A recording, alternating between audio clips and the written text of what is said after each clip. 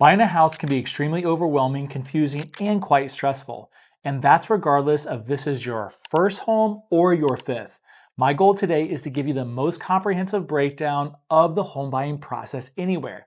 I'm going to share with you how to get prepared financially without stressing. I'm going to give you the strategy to use when looking for homes so you're not out there driving around and wasting your time. I'll also share with you how to get your offers accepted without having to overspend regardless of the competition you face. And last but not least, I'll also give you your very own home buying hub that we use here internally to get you from contract to close on time every single time. So with that being said, welcome to Living in Columbus, where you'll find real estate information that no one else is going to share with you. All right, so the very first step is going to sound a little bit weird, but hear me out. It's one that you absolutely don't want to miss. For the very first step, I want you to answer just one question. If it makes sense for me to buy, will I do it? I know that sounds a little bit weird, but trust me on this. This is the same question that we ask our clients, but I also ask myself whenever I'm going through the home buying process. So ask yourself, if I go through preparing myself financially, going through the pre-qualification phase, going through and actually searching for homes and actually visiting these homes, if I do that, then am I prepared to write a contract? If the answer is no, you're not willing to go through and actually purchase a property, that's okay.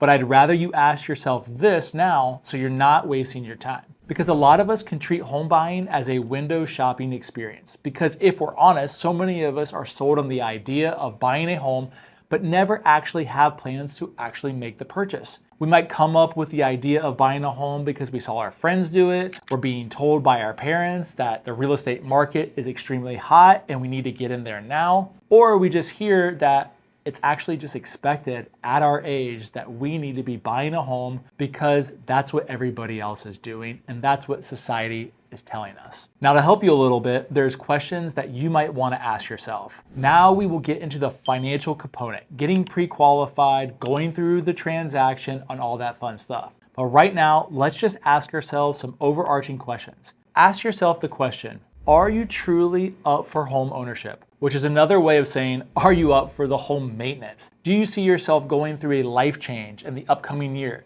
Meaning, do you foresee a career change in the upcoming future?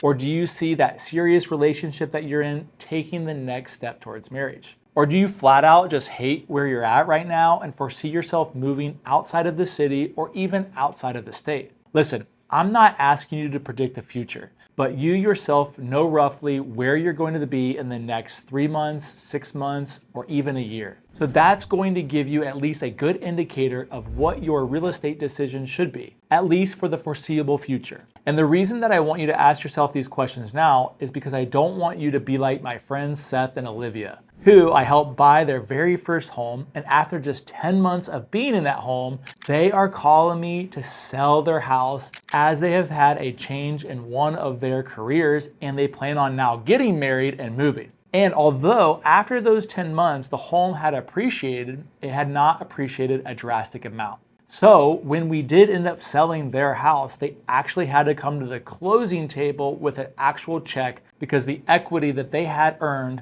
within those 10 months was not enough to cover the selling costs. So anyway, assuming that the answer is yes and not no, that if it makes sense for you to buy, do you plan to do so? So with step number 1, we've established the will. Is there a will or is there a desire? Is there actual motivation for you to purchase? And also in a way, we've established a little bit of viability. Sure, you may love and wish and really desire to buy a house right now, but you know that in 6 months, you're going to be out of the city. So it wouldn't probably make sense. All right, so let's now get into step number 2 and go into a quick financial assessment. Let's at least get a ballpark understanding if you can afford a house that you're looking for. Now, there is going to be an affordability calculator linked down below in the description that you can put in all your information into, and that's going to spit out an actual budget that you can work with. So what I want you to expand on right now is really more of the extended costs. And I break it down into 3 categories. There's the ongoing costs, the transaction costs, and the moving costs. The ongoing cost is essentially what does your financial situation look like after you've purchased the home. Those are going to be the ongoing costs that you are going to incur when you make this real estate transaction happen. And the transaction cost is how much it's going to actually cost you to make this real estate transaction happen. And the third is factoring in your moving costs. How much is it going to actually cost for you to get out of your current living situation into the new home? And unfortunately, many home buyers overlook that essential moving costs, which can get extremely expensive very, very quickly. So let's start by understanding what's going to be your ongoing costs moving forward. And the biggest ongoing cost is going to be your mortgage payment, which is often comprised of four main elements, commonly known as PITI, which stands for your principal, your interest, your property taxes, and your insurance, said in a different way. The principal is how much you borrowed from the bank, the interest is how much it costs you to borrow that money, and the property taxes are something that you pay every single year for the life that you own that property. And the homeowner's insurance is essentially the premium that you're paying every single month in the event that something happens to your home. Now again, these four elements are often included in your mortgage payment, but the ongoing costs don't stop there. You could also find yourself paying mortgage insurance, which is essentially an additional premium that you didn't put at least 20% down when you purchased the home. You could also find yourself paying HOA fees, which can vary from a couple $100 per year or month to a couple $1,000s per month or year, depending on the neighborhood that you're in. Utilities, oftentimes, they're just going to be higher, especially if you're coming from an apartment. So those are all things you need to think about. Home maintenance costs, when you own a property, you want to maintain it to the best of your ability, whether it's from the outside or the inside. Those costs just adds up, and of course repairs are going to come up when something breaks, and you're going to be on the hook for those. You're not actually going to be able to pass that cost off to your landlord anymore. But again, to reiterate, the bulk of your ongoing costs is going to be that of your mortgage payment. The principal, the interest, the taxes, and the insurance. So make sure you go down to the description below and use the tools that I've linked up, because you'll be able to find exactly what your monthly mortgage payment, regardless of property taxes, regardless of price, regardless of any other variable known to man. Let's look at the transaction costs. Actually, can you afford to buy the house at this point in time? And when it's all said and done, there's two primary ways to buy a house. You either buy a house with cash that you have in your bank, or by liquidating other assets that you may own, or number two, which is getting a loan, often referred to as a mortgage. And this path is really the most common, whereas not many people have enough cash on hand to buy a house. Another way of saying this is that you and the bank are buying a house together, where you are typically being asked to put down a payment between 3 to 5% minimum, and the bank is going to furnish the rest. There are two big loans that allow you to purchase a home at 0% down,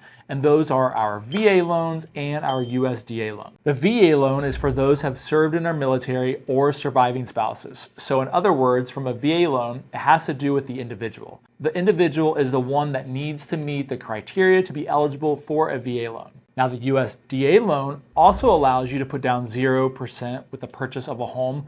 However, in this case, it's more about the property and about the designated area of a USDA zone, which another way of saying is basically kind of a rural area. So depending on when you're buying your home, this type of loan or loans may not even be the option because they don't apply to you, or they potentially could apply to you. So now let's talk about the two most common types of loans that you're most likely going to be presented from your lender. The first one is going to be a conventional loan, which requires a minimum of 3% down. The second type of loan is going to be an FHA loan, which has a minimum down payment of 3.5%. Each one of these loans is going to have its own criteria. So what you are seeing on the screen is just a few distinctions between the two, regardless if you're going to go to conventional or FHA. Your lender will be able to get into the details, specifically more about these loans. Now, if you go with conventional loan or an FHA loan, and you're putting the minimum down payment, you're going to be paying an additional premium. In other words, you're going to be paying mortgage insurance, which is an insurance that the lender puts on you in the event that you default. So you will be paying this additional premium. Now, here's the one big distinction that you can avoid on mortgage insurance altogether. And that's with a conventional loan if you're putting at least 20% down. If you're not able to put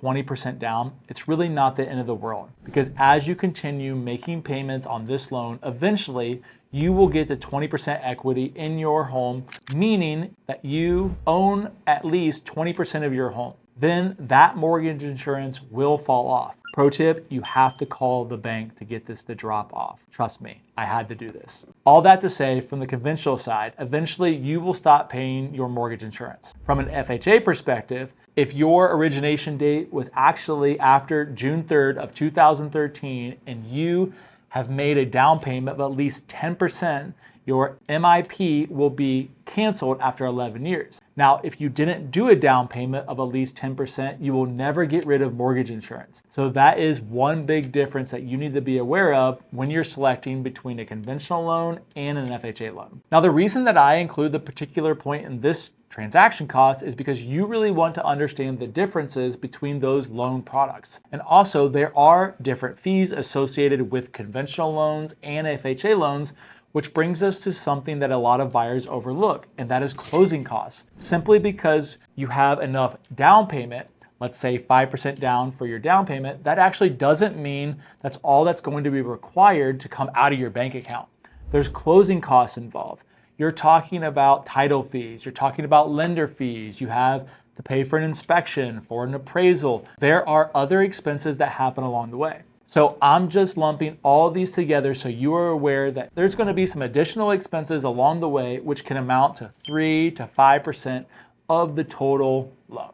So just be mindful of these additional costs, because when you purchase, you're just not looking at the down payment. There are some additional expenses and consequences that happen as you're going through the transaction. Now, a couple of minutes ago, we were talking about ongoing costs, and we just got through discussing transaction costs. But before we go into moving costs, let me give you a brief framework of what your lender is going to be looking for in order to be able to approve you for a loan. They essentially are going to be looking at three main things. They're going to be looking at your debt to income ratio, they're going to be looking at your credit, and they're also going to see if you have enough money to cover the down payment and the closing costs. So from a debt to income ratio, they're basically going to see how much income you are generating versus how much debt you have. And what you are seeing on the screen is just the simplest way to break this down. Now, when it comes to the limits of what lenders will tolerate, it also depends on the loan type that you're getting. So for example, with most conventional loans, they want to see your debt to income ratio of 45% or less. Now, that can change if you have some assets to back up what you're asking for.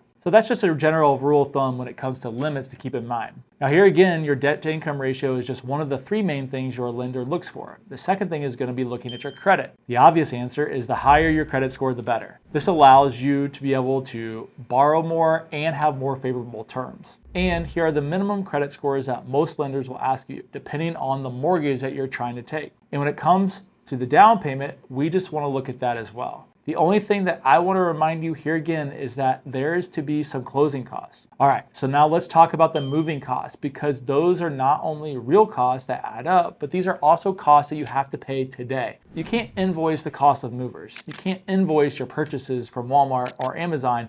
You need to actually pay those now. Now, there's three primary costs to consider when actually making the move. The first cost is moving out wherever it is that you live right now, whether it's an apartment or a house. This is an actual cost of you moving out. As an example, you might need to repair things if you're going to be getting your deposit back. There might be some contracts that you sign that are only applicable to the home that you're in right now, so you could find yourself breaking a contract. The most common contracts is one that you probably know quite well, and that's a lease. If you break your lease, there is a tangible cost to that. Now, if you own your own home, same thing goes, that there is going to be a cost to sell your house as well. So again, moving out of where you presently live is a cost. Cost number two is the actual movers, and that what the cost associated with moving all of your belongings to where you're going to be living actually will be. And this is going to vary depending on availability, the distance between locations, how much stuff you have,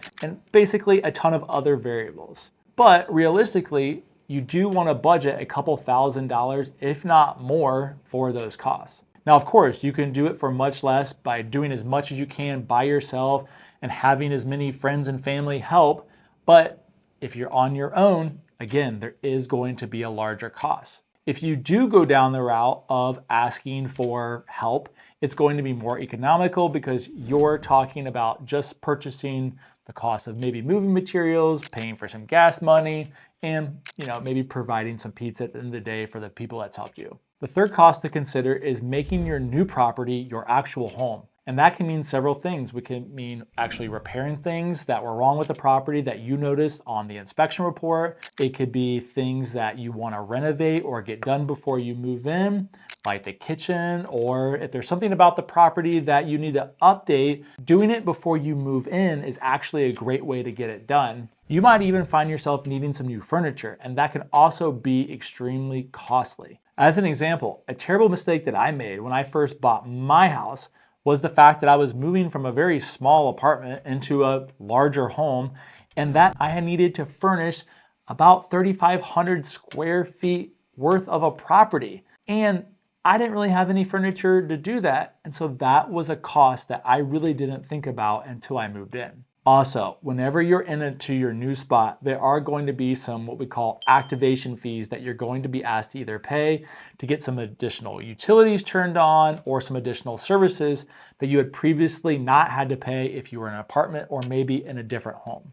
So keep those in mind. Again, for the most part, those are going to be three main moving costs. Moving out of where you live right now, the actual cost to move the belongings from one place to the other, and also making the property that you purchased into your own home. So we're assuming moving forward in this quick financial assessment is that you're comfortable with the three types of costs. The ongoing cost that you're going to have once you purchase the home, the transaction cost of actually purchasing the home, and the moving costs that you're going to incur whenever you make the move from one property to another. Now, for step number 3 and step number 4, they can realistically be used interchangeably. It's going to really depend on which real estate professional you speak to first. So while I'm going to use step number 3 based off of how I would do it personally, I would also respect if you went with step number 4. Again, using them interchangeably is totally fine. Either way, you're in good hands. So for step number 3, we're going to say that you need to get pre-qualified. If you see yourself buying a home in the next 90 days, get pre-qualified now.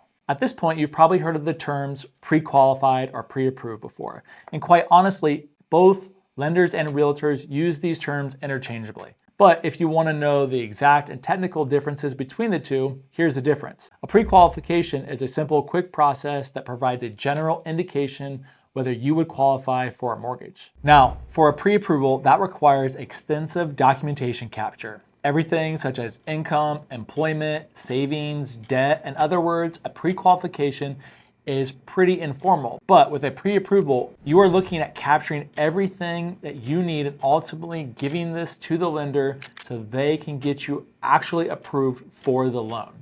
Now, for step number 3, I want to be clear. We're seeking a pre-qualification. We're not trying to get up to a pre-approval because that's actually impossible at this stage because we don't even have the property yet. And the reason that I, along with the rest of my real estate peers, want you to get pre-qualified is because it really is that important. Without you getting pre-qualified and getting what's called a pre-qualification letter, we realistically can't submit an offer on your behalf. Why? Well, because sellers aren't going to take you seriously because they don't know if you're going to be able to follow through with the purchase of the home. They're not going to just take our word for it. They need some sort of evidence letting them know that you have the financial capability of actually purchasing the home. Now, another big reason I encourage you to get pre-qualified as soon as possible is because it gives you the budget that you are working with in your initial assessment and search. You might be thinking that you're going to be approved for a house that's valued at $500,000. Once your lender gets the application and sees all the debt that you have and the credit that you don't have, along with other income that you may or may not be generating, they might have a different opinion. So instead of that $500,000 house that you thought that you would be approved for, it actually could turn out that you're only going to get approved for $450,000. So I'd rather you have this information now as opposed to you wasting your time looking at properties that you realistically can't afford. Now, just because the word pre-qualified is a fairly long word, if you don't get intimidated, it's pretty simple. All you have to do is get with a reputable lender that I have and fill out their application. In fact, many of those applications, you could actually do a direct link into your bank account so you don't even have to put all the information in yourself. And while every application is going to vary, for the most part, your lender is going to be asking for the following questions in your application. They're going to be asking you for your personal information, like your full name, your social security number, contact information. They're also going to be asking specifically about your income and your employment status. You'll be asked for the contact information for your employer, so they can verify how much you're making and how long you've been employed for. Your lender is also going to be asking for pay stubs and your tax returns. So make sure that you have the most current taxes already filed because you're going to be asked for at least 2 years of tax returns. Now, you'll also be asked for information on all your assets and all the savings that you have, along with all the debt and also the statements on that debt to prove that you are current with payments. Now, this is something that a lot of people don't know, but when you are pulling your credit, you need to make sure that your credit is unfrozen with all 3 bureaus. So a lot of times people will freeze their credit so people can't, hack in or ruin their credit, and then they forget that it's actually frozen. So make sure that you unfreeze it because they're going to need to see all of your credit when filling out the applications, and you don't want this to delay the process. The lender is not going to move forward until they have a good visual on what your credit score looks like right now. It's vital that you are transparent with all the information that you disclose because it's going to make everything so much easier for you, and also because the lender is going to use this information to be able to see what you qualify for. They're going to see if you have enough cash on hand to cover the down payment and also the closing costs. Because as an example, if you don't have cash to cover the down payment, your lender is going to ask you, well, where were you going to come up with this 5% down payment? Or you could also accept a gift to cover some of those costs. Now, I keep talking about getting pre-qualified, but it is super important that we take action in this department. And I want to give you a few quick tips to help you out here. Number 1, it's okay to get multiple pre-qualification letters. And what you're going to find if you do is that you're going to actually get different pre-qualified amounts where some other lenders may not accept a certain income that you're generating and able to apply it to the pre-qualification amount. Now, it's okay during this time window for you to have your credit pulled multiple times. When you're trying to secure a home loan, aka the mortgage, the credit bureaus are a little bit more lenient. As an example, my most recent purchase was a home that I'm living in right now. And I myself went to about 3 different lenders and filled out their applications, and each one of those applications was a credit pull. And all of those credit pulls didn't affect my credit in a negative way. Now, I want to say that the most important tip when it comes to getting pre-qualified is that whatever amount you're pre-qualified for, please don't feel obligated to use all of it. Sure, you might get pre-qualified for $800,000, but that doesn't necessarily mean you have to purchase an $800,000 home. Seriously, don't max it out because then you're going to find yourself house poor, meaning that the next mortgage payment is going to feel pretty painful. There's going to be so much stress trying to make every single monthly payment, you need to give yourself a little bit of buffer. So don't feel like you have to maximize every single dollar that lender is willing to lend you. Now, unless you're totally comfortable with the payment,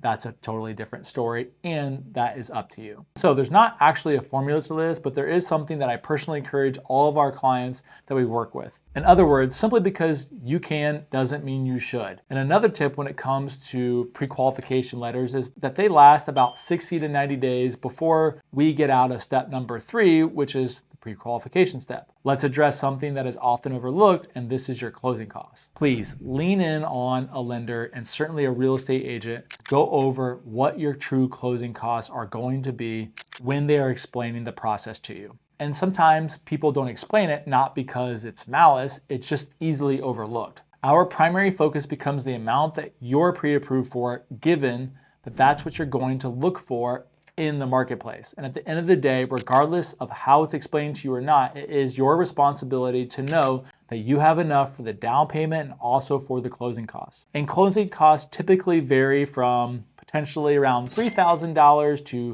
5% of the purchase price. Again, depending on your lender, the title company, the state you're in, the type of home, etc., etc. So to be clear, not only do you need a down payment, which can be 3 to 5% at the minimum, you're also going to need enough to cover closing costs. These closing costs can include lender fees, title fees, attorney fees, prepaid fees such as property taxes and home insurance, and other fees like escrow fees, transfer fees, recording fees, and on and on and on. Now, step number 4, let's find your real estate agent, aka me. Now here again, realistically, you can make number 3 become step number 4. Actually, the more I think about this, you should probably make finding me step number 3, and then we'll get you lined up with the financing. I think that's the better way to go because I am going to have the relationship with the lenders that I can recommend to you that I work well with, that know other listing agents in the market, that have local appraisers. So that would be my recommendation. So I'm going to take back what I said earlier. But again, there are a lot of folks out there that start with the financing first to see if this is even viable. When the time is right to find a real estate agent, what's most important is to understand what their role is going to be when buying a house. The ideal real estate agent needs to know the real estate market, first of all, that you're actually trying to buy in. You want an agent that has skills in negotiation, an agent that has a strong network, and access to resources that are going to help you during the home buying process. Because there's a lot of changes that recently happened that will impact you directly. And if you're working with an agent that doesn't do many transactions or is just a hobbyist agent, meaning an agent that treats this as a hobby, you're putting yourself at risk because let's face it, in the same way that not all doctors are the same, not all lawyers are the same thing applies here. Not all real estate agents are the same. Some agents are good, some agents are bad, and some agents are clueless. Let's face it, the barrier to entry in this real estate profession is not all that high. Now, I'm going to get a lot of flack from my real estate colleagues out there that are watching this video, and they may take offense to this, but what I have found is that typically those agents that get the most offended are the ones that have the most to worry about. Now, if you don't have an agent already locked in and you're in the Columbus, Ohio metro or suburban areas, my contact information is below and you should give me a call. Now, if you want to access my network of agents located all across the country because you don't live here, all of this information is in the link below, and I can find you somebody in that particular part of the country that'll help. But before we go any further, and before I give you any practical ways to find that perfect real estate agent, let's address the elephant in the room. A new agreement that has changed the way we buy and sell homes. A change has happened in the real estate world. New rules are in place about how real estate agents get paid and has eliminated the industry standard of a typical commission percent. A real estate lawsuit settlement sent shockwaves through the real estate world last year. So let's address the National Association of Realtors settlement, which directly impacts buyer agent commissions. This commission lawsuit was litigated for years and it just came to its final conclusion in 2024. At the heart of the lawsuit, it basically alleges that there are commission conclusion between real estate brokerages. Because according to this lawsuit, every single brokerage in the United States was colluding to keep a certain commission at a fixed price. It was alleged that the homeowner did not know that they were negotiating a fee. Now, regardless of what my opinion is on that, the real estate commissions has always been negotiable. And it's something I knew before I was even in real estate. But anyway, given the outcome of the settlement, what ended up happening was that now commissions are decoupled. Whereas before, the listing agent would get the listing and then they would decide on what portion goes to the buyer's agent and what portion would stay in-house for that listing agent. In other words, that listing agent was negotiating that fee for the buyer's agent as well. So when a buyer's agent would log into the MLS and find properties, they already knew what commission was being offered from the seller side. And many times that buyer's agent, regardless of what it was, whether it was 1%, 2%, 3%, 4%, the buyer's agent would just take that compensation and would not directly ask for the commission from the buyer. Now, notice that I said directly because at the end of the day, if there's no buyer buying a house, then there's no commission for anybody. So now here we are again, the commissions have been decoupled where the listing agent continues to negotiate their listing commission directly with the homeowner. And the buyer's agent is now negotiating directly with the buyer on what their compensation is going to be. Now, to be fair, that conversation has been happening for years, except the buyer's agent hasn't always enforced the agreement that they sign with their buyer clients. So now, regardless of how you as a buyer and me as an agent feel about this lawsuit, we do need to sign a buyer representation agreement, and this agreement needs to be signed before we actually go to any house. And this representation agreement makes it crystal clear on what the responsibilities are from an agent perspective and also makes it very clear how a buyer's agent is going to be compensated. If you bought a house a few years ago, you may not remember signing anything like this because the chances are you didn't. So please, don't get offended now when the real estate agent that you once worked with asks you to sign a buyer rep agreement. Now, with all that being said, how much does it actually cost for you to work with a real estate agent on the buyer side? Well, that answer is it's negotiable. It all depends on what the agent that you are wanting to work with charges you. They can charge you a flat fee, 1%, 2%, 3%, 4%, whatever the agent wants to charge you and what you agree to pay them. Remember, you can negotiate this. But to confuse the issue even more, just look at it this way. There's 3 ways that your buyer's agent is going to get compensated. Number 1, the seller pays. This is the same as before, where the seller agrees to pay a certain percentage to the representation of the buyer. In other words, paying the buyer's agent. So whatever percentage of the proceeds that the seller receives is going to go to the buyer's agent. Just a reminder, that commission money is coming from the proceeds of the amount that you paid to buy that house. So you've actually always been paying the buyer's agent commission. And if you were looking at it this way, you've been paying the seller agent commission as well, because if there's no purchase, there's no commission. But let's just continue. That's the seller paying up front. They are already willing to offer a certain percentage to a buyer agent representation. The second way the buyer's agent can get compensated is on an offer by offer basis, meaning that whenever you write an offer for that house that you absolutely love, you're going to not only make an offer for the purchase of the property, but you're also going to ask the seller to pay a certain amount to the agent. Now again, this is on an offer by offer basis. This doesn't include those sellers that have already agreed to pay a certain amount. The third way, which is actually still less common right now, is the buyer is actually going to pay the agent directly. This is where you pay your agent out of your pocket because the seller isn't paying any commission, or they're only paying a portion of the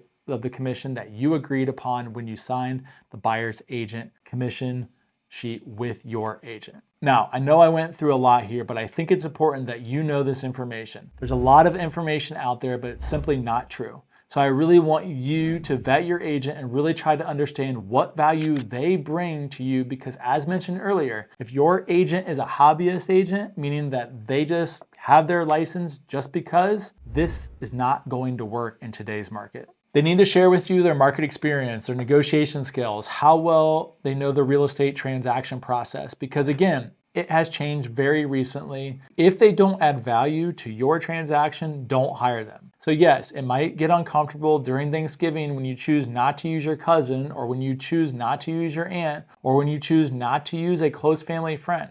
But at the end of the day, we're talking about hundreds of thousands of dollars, possibly millions of dollars. It really just depends on the price of property that you purchase. And now that we have a pre-approval in hand and we're working with a qualified real estate agent, it's time to find the perfect home. Now, truth be told, you've probably already began with your home search. You've probably already been logged in and saved all those properties on Zillow.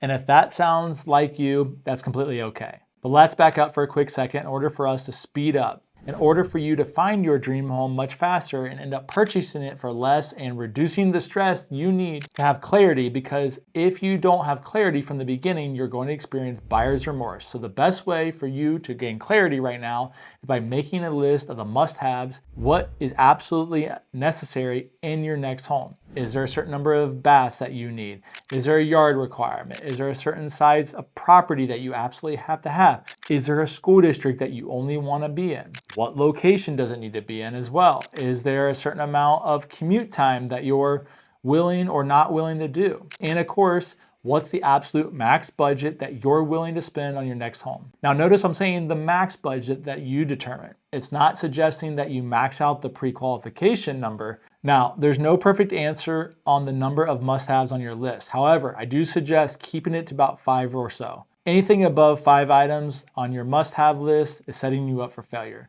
Because here again, I want to remind you that the perfect home doesn't exist. But the good thing is that you can get close. Get close to exactly what you want. And now that we have the must-have list, now we can create another one, which is a little bit more flexible. In this one, you can include a few more items that is on your wants list. These are features or characteristics of the home that you would like to have, but it's not a deal killer. Now, here again, that sounds way too simple to be meaningful, but trust me, it is so impactful that with all of our clients go through this exercise. Clarity at the beginning is so important, because what you're going to find is that after that 3rd property, that 5th property, that 10th property, you're going to start compromising on a few things that you never thought you would compromise on. And pretty soon after compromising so much, you might find yourself under contract with a property that you don't even like. Now, once you're armed with this critical information, now is the time to relay all this information to your real estate agent, and they're going to program all this into the MLS search, and they're going to set you up with your own private home search that is completely just for you. And at the same time, if I'm being completely honest, you're probably going to continue looking at properties on Zillow, Realtor.com, Trulia, and other websites that are out there, which is totally fine. But you just need to be mindful that some of that information on those other sites is going to be outdated, where you'll find a property that says active for sale, only to find out that once you send it over to your real estate agent and they go and look it up on the MLS, it could actually be under contract or even sold. But regardless, getting clarity at the beginning and getting your home search set up is going to save you so much time. And in most cases, depending on what you're looking for in your timeline, you're probably going to be getting notified when a property just hits the market. So let's take it one step further and address how to go about viewing homes. Once a new listing hits your inbox, I want you to open it up, review it to your best ability, go through all the pictures, go through the property description, look at all the details of the home, so you get a better understanding of the property. The better you get at reviewing the properties that hit your inbox, the more positive experience that you're going to have when buying. And of course, simultaneously, you're going to be saving a lot of time. Now, let me give you a few examples of what I mean by this. In pictures, it is very evident if the kitchen has an open concept that you're looking for. If it doesn't have that, there's no sense of you going out and viewing the property. In the property description and also in pictures as well, it is very evident that a bedroom is downstairs. Do the pictures show a yard? And if so, is that the type of yard you're looking for? There are so many different criteria that you can verify from the beginning. Just go through the pictures, just go through the property descriptions. This will ultimately allow you to save a ton of time by not having to go out to the property and verify for yourself. And of course, not all this is going to fall on you. Your real estate agent should be helping you identify these things as well. Now, assuming that you like a property and you want to move forward and actually seeing it firsthand, you're going to let your real estate agent know. They're going to schedule a showing, which then your real estate agent will either reach out to the listing agent themselves, or they're going to reach out to a scheduling service, which is often hired by the listing agent to manage all the showings. So once the showing is scheduled and you're on the way to the property, keep your eyes open. Because here's the thing, especially during the weekdays, chances are you're going to be scheduling a showing after work or sometime in the afternoon, which means that this can potentially become your new commute. So take this opportunity as a trial run, because in a way, this could very well be your new commute. This could be the same type of traffic that you're going to experience getting to the property. When you're approaching the neighborhood, here again, keep your eyes open and be very vigilant. See the types of community that you're driving into. See the types of cars, see the type of landscape, see the type of maintenance that's being done on all the properties. And once you park and are approaching the property itself, take note of the landscaping and also that first impression, because typically the way that a homeowner takes care of one thing is typically how they take care of everything. So if the property looks disheveled and pretty unkept on the outside, chances are the big appliances aren't being taken care of inside very well. Now, once you're in the property itself, think up through the layout. Think a little bit about the furniture that you have. Think on how you're going to be using the space. And at the same time, you're going to go through the property. Make sure that you're running through all of your must and wants list. Also be factoring in what you're wanting to do with the property itself from an upgrade perspective, or if there's some repairs that you know are going to be needed to be done right away. You should have a running tally of what that's going to look like, because it's going to factor into your offer strategy. And here's the thing, you don't have all day to do this. For the most part, you're going to be spending 30 to 45 minutes on the property before making the decision to either purchase the property or not. Now, you can of course come back to the property for a second or even third showing if you would like. However, a lot of folks are making a decision right away during that first visit. Now, before we go to the next step, I want to share a few quick tips that are going to help you find the property a little bit quicker. Here's what we know. This is something that I've already said before, but it's worth repeating. The perfect house doesn't exist. The sooner that you can accept this, the better your home buying journey is going to become. If possible, drive the area that you're considering purchasing in during the weekdays and weekends. This will give you a good idea of the type of neighborhood that you're potentially buying in. Avoid a super large search area. There are thousands and thousands of homes, especially in bigger cities. So really try to condense it into neighborhoods. In many cases, trying to approach the entire city isn't going to work. In addition to that, the more specific that you are with your home search, such as number of beds or baths, do you want a garage or not, what size of lot, and on and on and on. The more specific that you are there, the easier. This is going to be to manage your home search. Avoid maxing out your budget as well. I've said this 3 or 4 times already, but it's worth repeating once again. If you got pre-approved for $700,000, don't try to buy a property that's right at $700,000. Simply because the lender says that you're approved for that doesn't mean that you should max it out.